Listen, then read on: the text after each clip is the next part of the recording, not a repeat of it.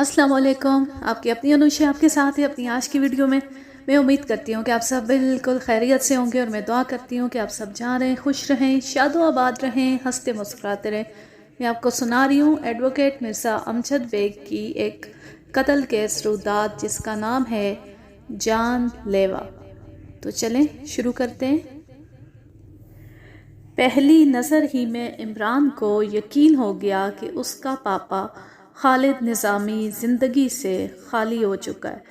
मकतूल यानी उसकी लाश उस वक्त कुर्सी पर इस तरह मौजूद थी कि उसका सर मेज़ पर बड़े बेढंगे अंदाज में एक साइड पर टिका हुआ था।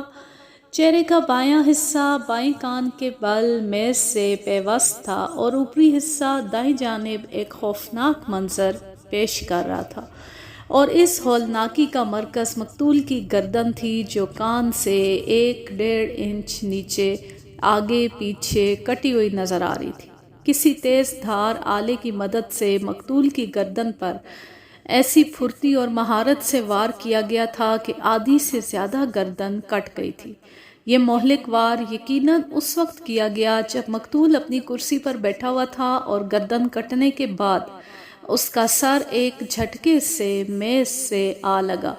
मौत के इस मंजर से बखूबी अंदाज़ा लगाया जा सकता था कि मकतूल खालिद को इस जहान से कूच किए हुए ज़्यादा वक्त नहीं लगा होगा।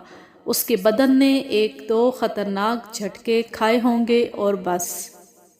अगर मकतूल का सर मेज़ से ना जा लगता तो मुमकिन था ये ख़तरनाक झटके उसे कुर्सी से नीचे गिरा देते।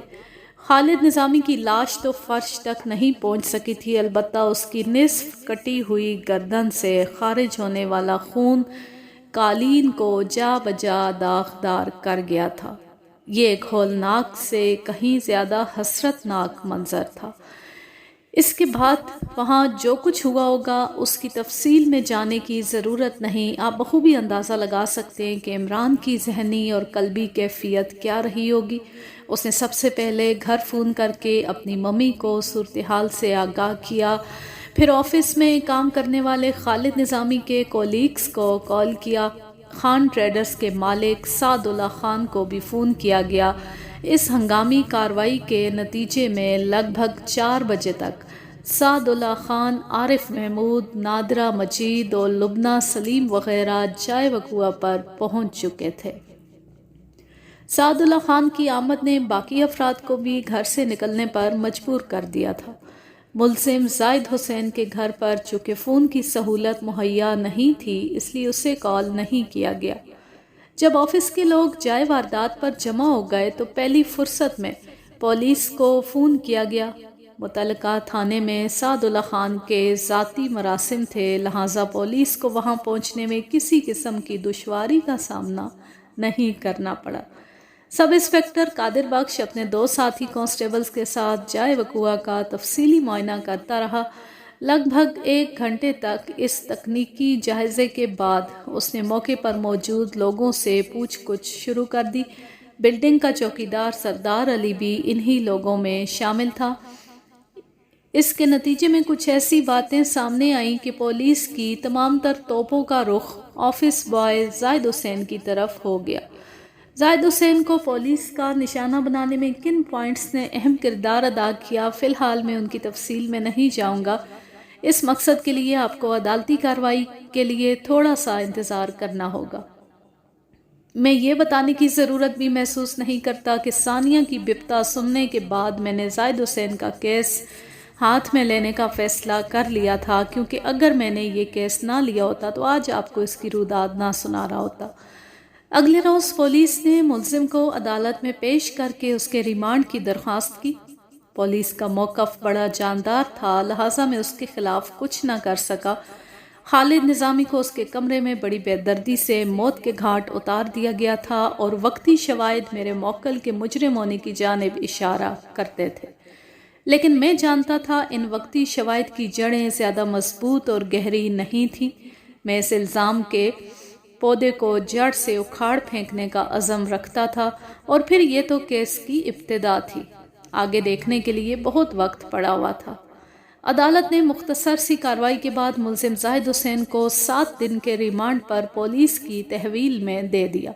ہم عدالت کے کمرے سے باہر آئے تو ثانیہ میرے ہمراہ تھی۔ آج وہ اپنی بیٹی کومل کو ساتھ نہیں لائی تھی۔ وہ خاصی گھبرائی ہوئی دکھائی دیتی تھی۔ میں نے تسلی تشفی کی باتیں شروع کی تو اس کے آنسو نکل آئے۔ بھرائی ہوئی آواز میں بولی، وکیل صاحب، میں نے سنا ہے پولیس والے ریمانڈ کی مدت کے دوران ملزم پر بہت سختی کرتے ہیں۔ ہاں، وہ سختی تو کرتے ہیں، اور اکثر ملزم ان کی سختیوں سے بچنے کے لیے یا پھر سختیوں کی تاب نہ لاتے ہوئے ایک والے جرم بھی کر لیتے ہیں، چاہے جرم کیا ہو یا نہ کیا ہو۔ ہاں، یہ تو بڑی غلط بات ہے جناب۔ اگر جرم نہیں کیا اور انسان بالکل بے گناہ ہے تو پھر وہ تو گیا کام سے۔ یہ اقرار جرم تو اسے سیدھا جیل بھیج دیتا ہوگا۔ اب ایسا بھی نہیں ہے۔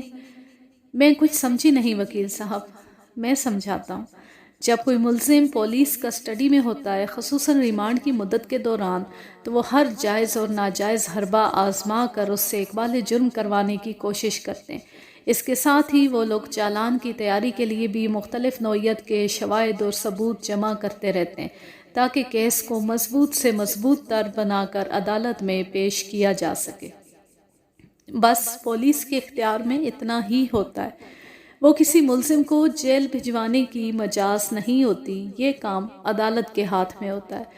لیکن اگر کوئی ملزم پولیس کی تحویل میں اپنے جرم کا اقرار کر لیتا ہے تو ایسی صورت میں عدالت اسے سزا سنا کر…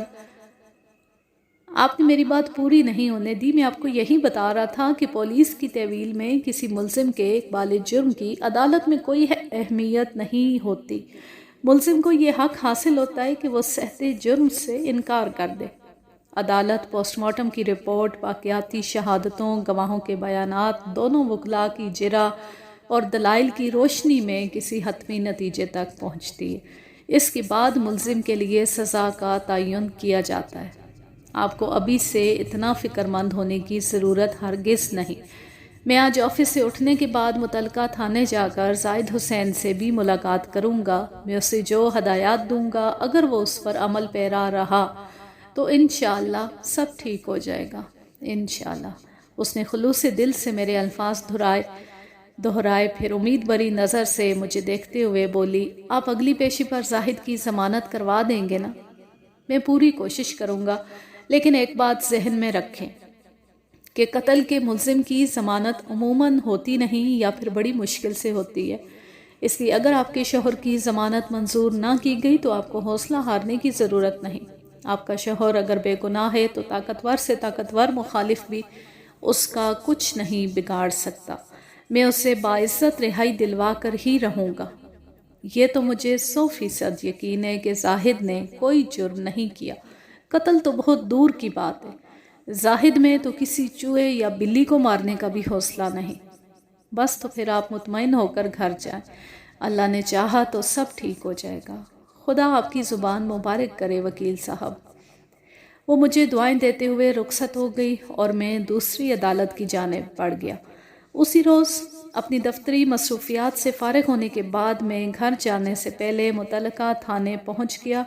اگر کوئی ملزم ریمانڈ پر ہو تو پولیس والے کسی کو اس سے ملنے کی اجازت نہیں دیتے، لیکن میں ایسی ملاقات کے 101 گر جانتا ہوں۔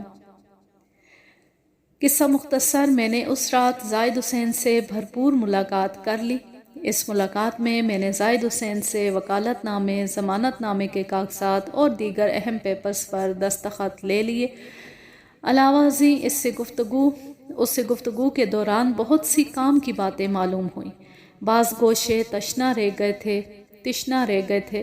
زائد کی نظر میں ممکن ہے مذکورہ گوشوں کی اہمیت نہ ہو، لیکن میں اس کیس کو ہر زاویے سے دیکھ رہا تھا، لہٰذا بہت سی غیر اہم اور معمولی باتوں کی بھی میرے نزدیک بڑی اہمیت تھی۔ میں کریت کر زاہد سے سوالات کرتا رہا۔ اس دوران میں ایک کانسٹیبل حوالات کے اس حصے میں 2-3 مرتبہ آ کر جھانک چکا تھا، جس کا واضح مطلب یہی تھا کہ ملزم سے ملاقات کا وقت ختم ہو چکا ہے۔ میں نے رخصت ہونے سے پیشتر زاہد حسین سے کہا، تم نے مجھے دفتر کے حالات اور وہاں کی سیاست کے بارے میں تو سب کچھ بتا دیا ہے، جس کی روشنی میں دیکھا جا سکتا ہے کہ تم بے گناہ ہو، تمہیں کسی گہری سازش کے تحت اس کیس میں پھنسانے کی کوشش کی گئی ہے، لیکن یہ سب کچھ عدالت کو دکھانے اور اس سے منوانے کی ضرورت ہے۔ وہ سنی سنائی اور کہی بتائی ہوئی باتوں پر یقین نہیں کرتی، اسے ہر سلسلے میں ٹھوس ثبوت درکار ہوتے ہیں، لہٰذا مجھے ایسے شواہد اور ثبوت اکٹھا کرنے ہوں گے جو تمہیں بھری عدالت میں بے گناہ ثابت کر سکیں۔ مقتول کی لاش کی پوزیشن کو ذہن میں رکھتے ہوئے میں نے سمجھ لیا ہے کہ خالد نظامی کو تم نے قتل نہیں کیا، لیکن یہی بات عدالت کو بھی سمجھانا ہوگی، جبھی وہ تمہیں بے گناہ قرار دے گی، اور اس مقصد کے لیے مجھے سخت محنت کرنا ہوگی۔ لہٰذا مجھے کسی ایسے شخص کے تعاون کی ضرورت ہے جو تمہارے آفس کا حصہ ہو اور اس کے ساتھ ہی وہ تم سے دلی ہمدردی بھی رکھتا ہو۔ میں ایسے شخص کے ذریعے چند اہم سوالات کے جوابات حاصل کرنا چاہتا ہوں جنہیں تمہارے حق میں استعمال کروں گا۔ بتاؤ ایسا کون ہو سکتا ہے؟ اس نے ایک لمحہ سوچا، پھر جواب دیا، میں پورے دفتر میں لبنہ صاحبہ کو اپنا سچا ہمدرد اور خیرخواہ سمجھتا ہوں۔ وہ نہ صرف دفتری فضا اور سیاست سے اچھی طرح واقف ہیں بلکہ انہیں میرا خیال بھی ہے۔ اگر آپ ان سے رابطہ کریں تو بہت کچھ معلوم ہو سکتا ہے۔ تم اپنی ریسیپشنسٹ کی بات کر رہے ہو؟ جی ہاں۔ ٹھیک ہے، میں لبنہ سلیم سے اس سلسلے میں رابطہ کروں گا، اللہ کرے کہ وہ تمہارے لیے مفید ثابت ہو، لیکن اس کے حوالے سے ایک مسئلہ ہے۔ کیا مسئلہ؟ دفتر کی حد تک تو لبنہ سلیم یقیناً کارآمد ثابت ہو سکتی ہے، لیکن مجھے ایک ایسے آدمی کی بھی ضرورت ہے جو تمہاری خاطر اپنے قیمتی وقت میں سے کچھ حصہ نکال کر میرے اشارے پر کام کر سکتا ہو۔ تو میرا مطلب سمجھ رہے ہو نا؟ ہاں سمجھ رہا ہوں وکیل صاحب، لیکن ایسا کوئی بندہ دفتر میں تو نہیں ہے، اور دفتر سے باہر؟ یہ کام بابر علی کر سکتا ہے۔ بابر علی؟ یہ کون ہے؟ بابر علی شو بزنس کے ایک میگزین میں پروف ریڈر کی حیثیت سے کام کرتا ہے۔ اس میگزین کا آفس ہمارے والی بلڈنگ ہی کے 4تھ فلور پر ہے۔ بابر سے میری بڑی گہری دوستی ہے، وہ میری خاطر اپنا قیمتی وقت دے سکتا ہے، میں اسے اپنا سچا دوست سمجھتا ہوں۔ ٹھیک ہے، یہ آدمی کام کا معلوم ہوتا ہے۔ اگر وہ پروف ریڈنگ کر رہا ہے تو اس کا مطلب ہے پڑھا لکھا اور سمجھدار ہوگا۔ تو مجھے اس کے میگزین کا نام اور فون نمبر بتا دو۔ زاہد حسین نے مجھے بابر علی کے آفس کے فون نمبر کے علاوہ اپنے دفتر کے فون نمبرز بھی لکھوا دیے۔ میں نے ریمانڈ کے حوالے سے اسے چند ہدایات دیں اور تسلی دلاسے کے بعد وہاں سے چلا آیا۔ آئندہ روز میں نے اپنے دفتر سے یکے بعد دیگرے لبنہ سلیم اور بابر علی کو فون کیا۔ بابر سے تو فون پر تفصیلی بات ہو گئی اور اس نے ایک آدھ روز میں میرے دفتر آ کر مجھ سے ملنے کا وعدہ بھی کر لیا، لیکن لبنہ سلیم سے کھل کر بات نہیں ہو سکی۔ وہ اسی دفتر کے ریسیپشن پر بیٹھتی تھی جس کے بارے میں مجھے معلومات درکار تھی، لہٰذا تفصیل سے بات نہیں ہو سکتی تھی۔ میں نے اس سے درخواست کی کہ وہ کسی وقت میرے دفتر آ کر ایک ملاقات کر لے۔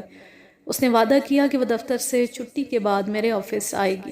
اس کی رہائش سعید منزل پر تھی، لہٰذا مجھے ٹچ کرنا اس کے لیے مشکل نہیں تھا۔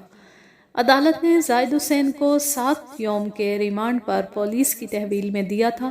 میں نے اس مدت کے دوران لبنہ سلیم اور بابر علی سے تفصیلی ملاقات کر لی۔ لبنہ سلیم واقعی زاہد حسین کی خیرخواہ تھی۔ اس نے دفتر کے حوالے سے کافی مفید معلومات دی اور مجھ سے یہ وعدہ لے لیا کہ میں اس کیس کے دوران میں کہیں بھی اس کا نام استعمال کروں گا اور نہ ہی کسی گواہی کے لیے اسے بلاؤں گا۔ آپ اس سلسلے میں بالکل بے فکر ہو جائیں، آپ کا تعاون کسی کی نظر میں نہیں آئے گا۔ میں ان مفید معلومات کو بڑی احتیاط سے استعمال کروں گا۔ کسی بھی موقع پر یہ ظاہر نہیں ہوگا کہ آپ نے مجھے کچھ بتایا۔ تھینک یو بیگ صاحب، وہ اطمینان بھری سانس خارج کرتے ہوئے بولی۔ کسی بھی آفس میں ٹیلی فون آپریٹر یا ریسیپشنسٹ کی پوسٹ کو زیادہ اہم یا اس آفس کا حصہ نہیں سمجھا جاتا، لیکن میرے خیال میں سب سے زیادہ معلومات اسی پوسٹ کی حامل کو حاصل ہوتی ہیں۔ وہ کسی کے معاملے میں مداخلت نہیں کرتی، لیکن اسے سب پتہ ہوتا ہے کہ کس ڈپارٹمنٹ میں کہاں کہاں کیا کیا ہو رہا ہے۔ بعض باتیں تو متعلقہ افراد خود ہی بتا دیتے ہیں، بالکل اس انداز میں جیسے وہ کسی جیتے جاگتے انسان سے ہم کلام نہ ہو بلکہ کسی ٹھوس دیوار سے مخاطب ہو، اور اگر وہ دیوار آپ جیسی ہو تو خواہ مخواہ دل کے اندر چھپی ہوئی باتیں بھی اگلنے کو جی چاہتا ہے۔ میں نے اس کی آنکھوں میں جھانکتے ہوئے مینی خیز لہجے میں کہا۔ وہ بولی، کیا میں یہ سمجھوں کہ آپ میری تعریف کر رہے ہیں؟ بلا شبہ۔ کیا آپ کو آئے روز اس بات کا تجربہ نہیں ہوتا رہتا؟ آپ صحیح کہہ رہے ہیں، لوگوں کی نظریں اس تجربے سے بار بار گزرنے کا موقع فراہم کرتی رہتی ہیں۔ اس میں کسی شک و شبے کی گنجائش نہیں تھی کہ لبنہ سلیم ایک حسین و جمیل عورت تھی۔ اس کی خوبصورتی اور کشش میں کوئی کلام نہیں تھا۔ وہ اپنے زمانے کی ایک سپر سٹار انڈین ہیروئن سے گہری مشابہت رکھتی تھی۔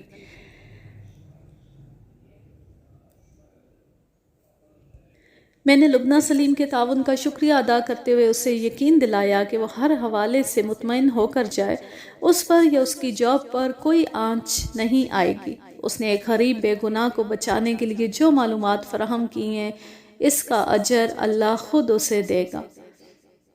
اپنی بات کے اختتام پر میں نے مذاق کے رنگ میں کہا، یہ بھی ہو سکتا ہے کہ اس نیکی کے صلے میں وہ قادر مطلق آپ پر شو بزنس کے دروازے کھول دے۔ مجھے شو بزنس میں جانے کا شوق تو بہت ہے، لیکن گھر والے اس کی اجازت نہیں دیتے۔ یہی بات ہے نا بیگ صاحب، ایسی پابندی یا اجازت والی کوئی بات نہیں۔ دراصل مجھے فلم لائن پسند نہیں، میں ٹی وی کی دنیا میں قدم رکھنا چاہتی ہوں۔ کوئی ایسا سیریل، کوئی ایسا سوپ کرنا چاہتی ہوں جس میں میرا کردار امر ہو کر رہ جائے۔ بولتے بولتے اس کا لہجہ خوابناک ہو گیا تھا، جس سے ظاہر تھا کہ وہ شوبز میں جانے اور شہرت حاصل کرنے کی کس قدر خواہش مند ہے۔ بہرحال میں نے نیک خواہشات کے ساتھ اسے رخصت کر دیا۔ کچھ عرصے کے بعد پتہ چلا کہ لبنہ کو اس کی تمنا کے عین مطابق ایک ٹی وی سوپ میں کام کرنے کا موقع بھی مل گیا۔ مذکورہ سوپ میں اس نے اداکاری کے وہ جوہر دکھائے کہ اس کی خواہش کے مطابق اس کا رول امر ہو کر رہ گیا۔ زاہد حسین کے دوست بابر علی سے بھی میری تفصیلی ملاقات ہوئی۔ بابر علی کی رہائش ڈرگ روڈ کے علاقے میں تھی۔ وہ قابل بھروسہ شخص نظر آتا تھا۔ میں نے اس کے ذمے چند کام لگائے جو اس نے بڑی محنت سے انجام دیے۔ یہ ساری تگ و دو اور کوششیں میرے لیے تیروں کی مانند تھی جن سے میں اپنے ترکش کو مالا مال کر رہا تھا۔ چند روز بعد میں جس اکھاڑے میں اترنے والا تھا، وہاں تیر اندازی کے جوہر دکھانے والا ہی کامیاب ہوتا، اور میں ہر صورت میں وکیل استغاثہ کو شکست دے کر اپنے موکل کو باعزت بری کرانے کا فیصلہ کر چکا تھا۔ آگے اللہ کو جو بھی منظور ہوتا۔ ریمانڈ کی مدت پوری ہونے کے بعد پولیس نے اس کیس کا چالان عدالت میں پیش کر دیا۔ میں نے اس موقع پر اپنے وکالت نامے کے ساتھ ملزم کی درخواست ضمانت بھی دائر کر دی اور ضمانت کے حق میں دلائل دینے لگا۔ میرے دلائل کے جواب میں وکیل استغاثہ نے بھی زور مارا۔ اس کے ہر جملے کی تان اس نقطے پر آ کر ٹوٹتی تھی کہ ملزم کی ضمانت کی درخواست منظور کرنا انصاف کے اصولوں کے منافی ہوگا، اور اس سے کیس پر منفی اثرات مرتب ہونے کے بھی قوی امکانات ہیں۔ الغرض 15-20 منٹ کی بحث کے بعد عدالت اس نتیجے پر پہنچی کہ ملزم کی درخواست ضمانت نامنظور کرتے ہوئے اسے جوڈیشل ریمانڈ پر جیل بھیج دیا جائے۔ میں خود بھی اسی نوعیت کے فیصلے کی توقع کر رہا تھا۔ جیسا کہ میں نے آپ کو بتایا ہے، قتل کیس کے ملزم کی ضمانت تقریباً ناممکن ہوتی ہے، تاہم اس کا یہ مطلب بھی نہیں کہ انسان کوشش ہی نہ کرے۔ اس روز بھی میں نے ملزم کی اہلیہ کو بھرپور تسلی کے بعد رخصت کر دیا۔ عدالت نے آئندہ پیشی کے لیے 15 دن بعد کی تاریخ دی تھی۔ عدالت کی ابتدائی کارروائی بڑی بور اور خشک ہوتی ہے، لہٰذا اس کی تفصیل میں جا کر آپ کی طبیعت کو خراب نہیں کروں گا۔ 2-3 پیشیاں آگے بڑھ کر ہم اس مقام پر آتے ہیں جہاں سے استغاثہ کے گواہوں کا باقاعدہ سلسلہ شروع ہوتا ہے۔ لیکن اس سے پہلے میں آپ کو پوسٹ مارٹم رپورٹ اور دیگر اہم امور سے آگاہ کرنا بھی ضروری سمجھتا ہوں، تاکہ عدالتی کارروائی کے دوران آپ کا ذہن کم سے کم الجھن کا شکار ہو اور آپ صحیح معنوں میں کہانی کا لطف اٹھا سکیں۔ پوسٹ مارٹم کی رپورٹ کے مطابق مقتول خالد نظامی کی موت 11 اکتوبر کی رات 6 اور 8 بجے کے درمیان واقع ہوئی تھی۔ کسی تیز دھار آلے کی مدد سے گردن کاٹ کر اسے موت کے گھاٹ اتارا گیا تھا۔ بعد ازاں پولیس نے جائے وقوعہ سے آلہ قتل بھی حاصل کر لیا تھا۔ وہ لمبے پھل والی ایک تیز دھار چھری تھی، جیسی ڈبل روٹی کاٹنے کے لیے بیکری والے استعمال کرتے ہیں۔ چھری کے لمبے پھل پر پائے جانے والے خون کے نمونے کے لیبارٹری ٹیسٹ سے یہ ثابت ہو گیا کہ مقتول کو اسی چھری کے وار سے ہلاک کیا گیا تھا۔ استغاثہ کے گواہوں کی فہرست میں لگ بھگ نصف درجن افراد کے نام درج تھے، لیکن میں یہاں پر صرف انہی کے بیانات اور جرح کا احوال پیش کروں گا جو کسی خاص حوالے سے اہمیت کے حامل ہوں۔ استغاثہ کی جانب سے بڑا مضبوط چالان پیش کیا گیا تھا اور بظاہر یہی نظر آتا تھا کہ میرا موکل بچ نہیں پائے گا، مگر میں بخوبی جانتا تھا کہ قوی مخالف کی اس سیسہ پلائی ہوئی دیوار میں کہاں کہاں نادیدہ شگاف موجود ہیں۔ مجھے انہی شگافوں میں گھس کر اپنے موکل کو باعزت بری کرانا تھا۔ اس کیس کی باقاعدہ عدالتی کارروائی شروع ہونے میں کم و بیش 2 ماہ لگ گئے۔ بالآخر کیس کی ایسی صورت نکل کر سامنے آئی کہ اس کا احوال بیان کیا جائے۔ اس پیشی پر جج اپنی سیٹ پر آ کر بیٹھ گیا تو اس کی جانب سے عدالتی کارروائی کا آغاز ہوا۔ جج نے فرد جرم پڑھ کر سنائی۔ ملزم نے میری ہدایت کے عین مطابق صحت جرم سے انکار کر دیا۔ اس کے بعد ملزم کا بیان ریکارڈ کیا گیا۔ میں تھانے کے حوالات میں جب زاہد حسین سے ملاقات کرنے گیا تھا تو اس کی رام کہانی سننے کے بعد میں نے اسے چند اہم امور ذہن نشین کرا دیے تھے، اور یہ دیکھ کر مجھے خوشی ہوئی کہ ملزم نے بیان دیتے وقت ان امور کا خاص طور پر خیال رکھا تھا۔ زاہد حسین کا حلفیہ بیان مکمل ہوا تو وکیل استغاثہ جرح کے لیے ایکیوزڈ باکس کے قریب چلا گیا۔ کسی بھی کیس میں ملزم کے ساتھ وکیل استغاثہ کا رویہ بڑا سخت ہوتا ہے اور بعض مقامات پر تو تحقیر آمیز ہو جاتا ہے، لیکن ملزم کو جواباً جارحیت کی اجازت نہیں ہوتی۔ وہ وکیل مخالف کی ہر ترش بات کو بڑے صبر اور تحمل سے سنتا ہے اور اپنی دانست میں جو بھی مناسب سمجھتا ہے جواب دیتا ہے۔ اگر یہ کہا جائے تو بے جا نہ ہوگا کہ کسی بھی کیس میں ملزم کی پوزیشن بڑی قابل رحم اور افسوسناک ہوتی ہے۔ وکیل استغاثہ نے حسب روایت جرح کا آغاز کرتے ہوئے تیز آواز میں ملزم سے سوال کیا، تمہیں خان ٹریڈرز میں کام کرتے ہوئے کتنا عرصہ ہوا ہے؟ عرصہ ہوا ہے نہیں جناب، ہوا تھا کہیں، کیونکہ پچھلے 3 ماہ سے تو میں ایک دن بھی آفس نہیں گیا، اور آگے کیا ہوگا یہ تو اللہ ہی جانتا ہے۔ اگر دیکھا جائے تو ملزم نے کوئی غلط یا غیر اخلاقی بات نہیں کی تھی، لیکن چونکہ وکیل استغاثہ ملزم کی طرف سے ایسی کسی بات یا انداز کی توقع نہیں رکھتا تھا، اس لیے اس کا لہجہ مزید جارحانہ ہو گیا۔ میرا بھی یہی مطلب تھا، ملزم نے جواب دیا، تقریباً 6 سال۔ تم اس کمپنی میں کس حیثیت سے کام کر رہے تھے؟ Office boy. تمہیں اس کمپنی سے کتنی تنخواہ ملتی تھی؟ 1200 روپے۔ کیا تم اس تنخواہ پر خوش تھے؟ اس دنیا میں تو کوئی بھی شخص خوش نہیں ہے۔ فلسفہ نہیں، اپنے جواب کو صرف میرے سوال تک محدود رکھو۔ ملزم نے جواب دیا، میں اس تنخواہ پر مطمئن تھا۔ تمہیں گاہے بگاہے ایڈوانس کی بھی ضرورت پیش آتی رہتی تھی؟ ہر 4-5 ماہ کے بعد تم لون کے لیے اپنے باس کے پاس کھڑے نظر آتے تھے، میں غلط تو نہیں کہہ رہا؟ میں بخوبی سمجھ رہا تھا کہ وکیل استغاثہ کس سوال کے لیے یہ گراؤنڈ بنانے کی کوشش کر رہا تھا۔ اس موضوع پر ملزم سے میری تفصیلی بات ہو چکی تھی اور میں نے اسے خصوصی ہدایات بھی دی تھی۔ اس نے جواب دیا، پیسہ ہر انسان کی ضرورت ہے وکیل صاحب، اور تنخواہ دار طبقے کو اس کی کچھ زیادہ ہی ضرورت پیش آتی ہے۔ میں بھی ضرورت پڑنے پر اپنی کمپنی سے ایڈوانس لے لیا کرتا تھا۔ اکیلا میں ہی کیا، دوسرے لوگ بھی کمپنی کی جانب سے فراہم کردہ اس سہولت سے فائدہ اٹھاتے رہتے تھے۔ لیکن تمہاری کمپنی کی یہ بھی تاریخ ہے کہ بعض اوقات قرض مانگنے والوں کو انکار سننا پڑتا تھا، یا پھر ان کی مطلوبہ رقم سے بنسبت کم اماؤنٹ دیا جاتا تھا۔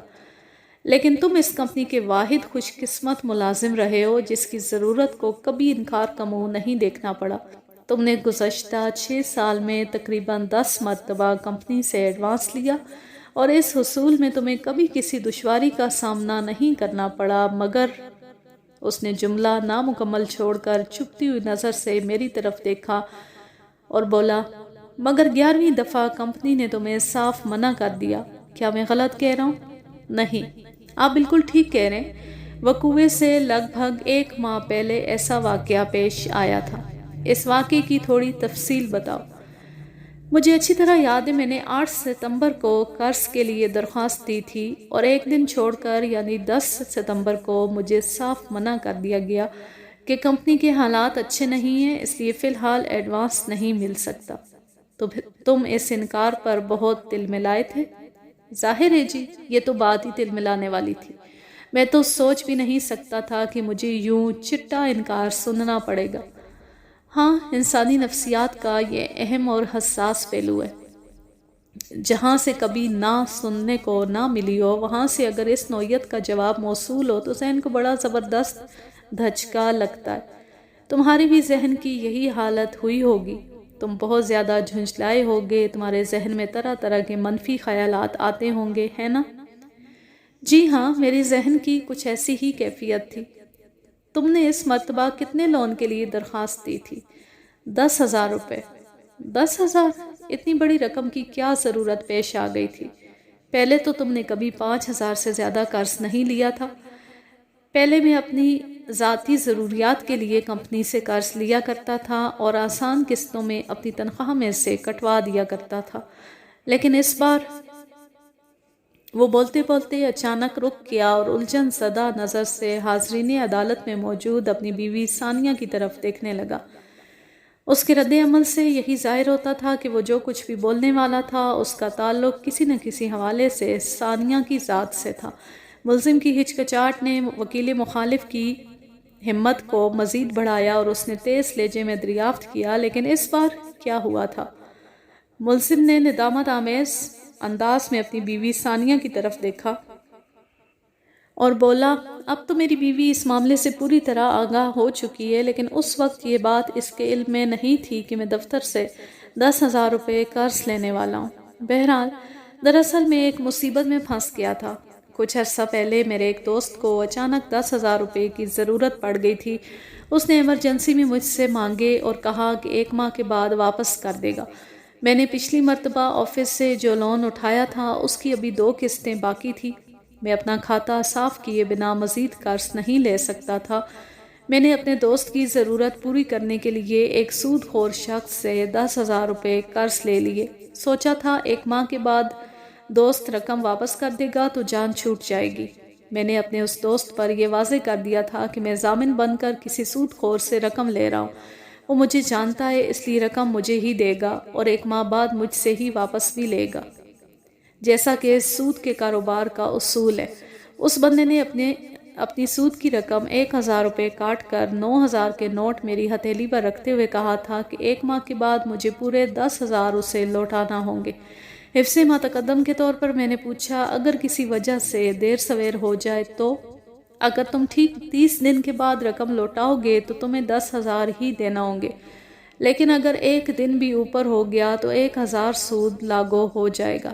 ویسے اگر تم ہر ماہ پابندی سے مجھے سود کے 1,000 دیتے رہو گے تو مجھے زیادہ خوشی ہوگی۔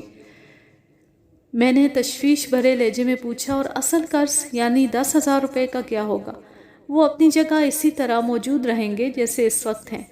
اس کا مطلب ہے یہ تو خاصا پیچیدہ اور خطرناک کھیل ہے۔ تم اسے جو بھی سمجھو، لیکن یہ میرا بزنس ہے۔ میں نے 9,000 کی وہ رقم اپنے دوست کے حوالے کرتے ہوئے اسے اس معاملے کی تمام نزاکتوں سے بھی آگاہ کر دیا تھا۔ اس نے مجھ سے وعدہ کیا تھا کہ وہ 28 دن بعد یہ رقم مجھے لوٹا دے گا۔ اور تمہارے اس دوست کے وہ 28 دن ابھی تک پورے نہیں ہوئے؟ وہ تمہیں چونا لگا کر ملک سے باہر چلا گیا تھا، میں ٹھیک کہہ رہا ہوں نا؟ ملزم نے اثبات میں گردن ہلانے پر اکتفا کیا۔ یہ واقعہ آج سے لگ بھگ 35 سال پہلے کا ہے۔ اس زمانے میں ایک تنخواہ دار شخص کے لیے 10,000 روپے کی بڑی اہمیت ہوتی تھی۔ جو ریکروٹنگ ایجنٹ لوگوں کو سعودیہ یا دیگر عرب ممالک بھجواتے تھے وہ کم و بیش 20,000 روپے ہی لیا کرتے تھے۔ میرے موکل کا مذکورہ دوست اس سے فراڈ کر کے بیرون ملک چلا گیا تھا۔ وہ اس کے کیے کو بے چارگی سے بھگت رہا تھا۔ وکیل استغاثہ نے اس سلسلے میں خاصی محنت کر کے معلومات جمع کی تھیں، لیکن بہرحال ان قصے کہانیوں سے اس کا کچھ بھلا ہونے والا نہیں تھا۔ وکیل استغاثہ نے ہمدردی بھرے لہجے میں کہا، تمہارا دوست تو بڑی صفائی سے نکل گیا اور تم 2 ماہ تک اس کی جگہ سود بھرتے رہے۔ اس کے لیے تم نے اپنی تھوڑی بہت جو جمع پونجی تھی وہ بھی خرچ کر دی۔ پھر جب تمہارے پچھلے قرض کی قسطیں پوری ہو گئیں تو تم نے 10,000 روپے کے لیے کمپنی میں درخواست دے دی تاکہ سود خور شخص سے یکمشت ادائیگی کر کے جان چھوٹ جائے، لیکن کمپنی نے تمہیں قرض دینے سے صاف انکار کر دیا۔ جی ہاں، ایسا ہی ہوا تھا، اور اس صورتحال نے تمہارے دماغ کا فیوز اڑا دیا۔